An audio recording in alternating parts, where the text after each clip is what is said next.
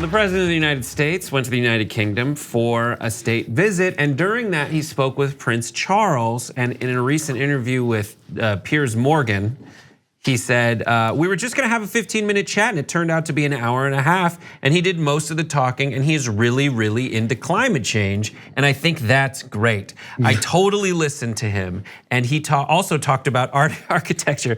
I love the I totally listened to him. That's what I say when I listen to him. Oh, I listen to him, yeah. But when your wife says, are you listening to me? And you go, oh, totally, I'm totally listening to you. That's exactly the words you use. But the takeaways that Trump had about climate change were amazing. Here is part of the interview. What he really wants and what he really feels warmly about is the future. He wants to make sure future generations have climate that is good climate as opposed to a disaster. And I agree. I did mention a couple of things. I did say, well, the United States right now has among the cleanest climates there are based on all statistics, and it's even getting better because I agree with that. I want the best water, the cleanest water, crystal clean, has to be crystal clean. People want air.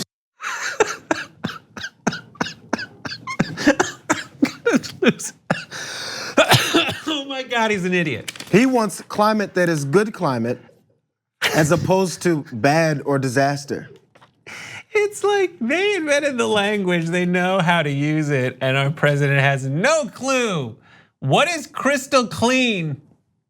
Clear? Crystal clear? Clean as a whistle. Did you know that America has a better climate than Canada? Yeah, it has a better climate than China. Well, it's certainly cleaner.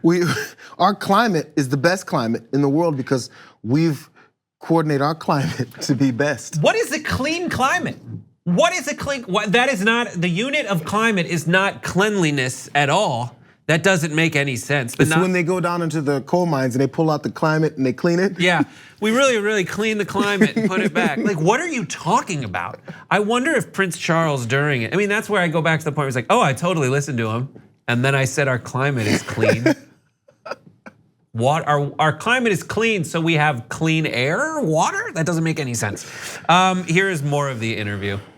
Do you personally believe in climate change? I believe that there's a change in weather, and I think it changes both ways. Don't forget, it used to be called global warming, that wasn't working. Then it was called climate change. Now it's actually called extreme weather. Because with extreme weather, you can't miss. Look, we have a thing now in tornadoes. I don't remember tornadoes in the US to the extent.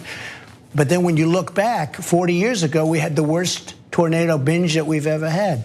In the 1890s, we had our worst hurricanes, and I would say we've had some very bad hurricanes. Were you able to? What is he talking about? There was very fine climate on both sides, is what it sounded like. Climate changes in both ways. It gets hot, it gets cold.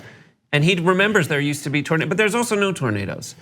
So since the terminology has changed, as he's pointing out, global warming to climate change to now extreme weather, because you can't change extreme weather. I have an idea. How about you talk to those things called scientists that have been telling you from the beginning what it is, instead of you listening to Fox and Friends telling you what it is from the beginning. So the point where people have to keep changing the terminology for idiots like you to maybe get it, but really you're not ever gonna get it because you don't want to. If you talk to maybe these guys who are doing the work, men and women that are doing the work and have told us about this decades ago, then maybe you'll get it. It's not about you just coming in like, since I came in office, they came with this whole thing called this climate thing.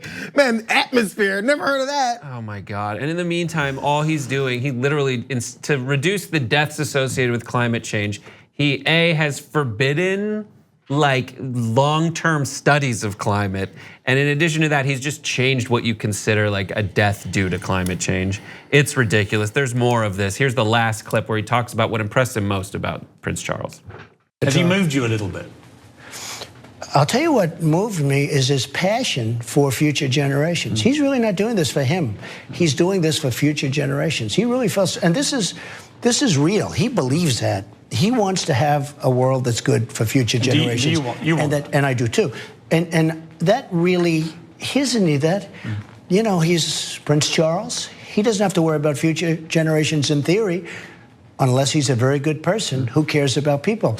And that's what impressed me maybe the most, his love for this world. Wow. That he cares about people in future generations. Just leave it. We're gonna leave it right there.